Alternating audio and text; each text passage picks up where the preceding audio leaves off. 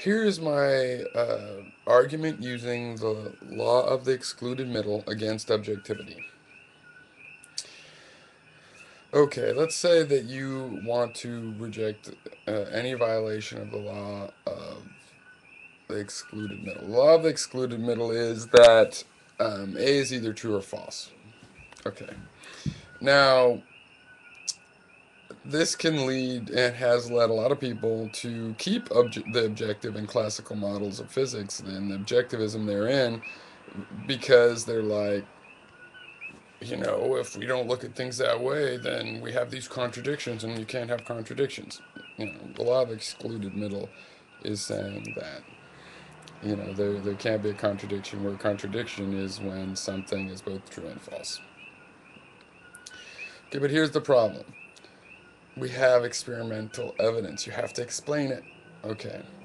So, you do have situations in a qubit where, an electron can be in, what is it?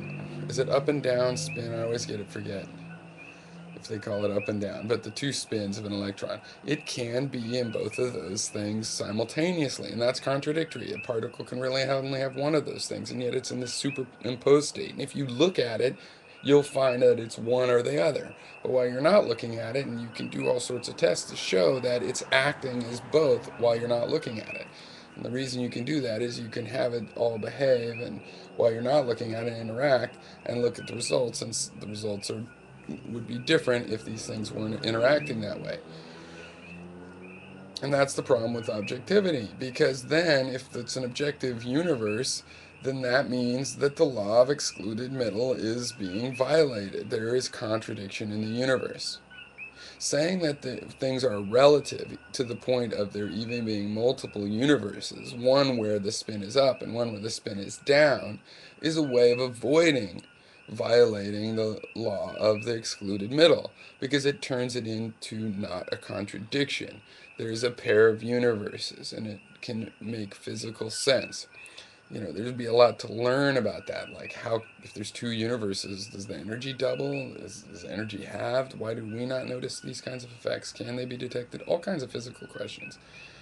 But basically, you can discriminate between a theory and a small o, you know, objectivist, where you think of object as in like the third person's perspective of an object in a sentence. That perspective uh, versus some sort of uh, multiple possibilities coexisting, having space to coexist because the contradictions somehow are going on in different spaces. So, so yeah.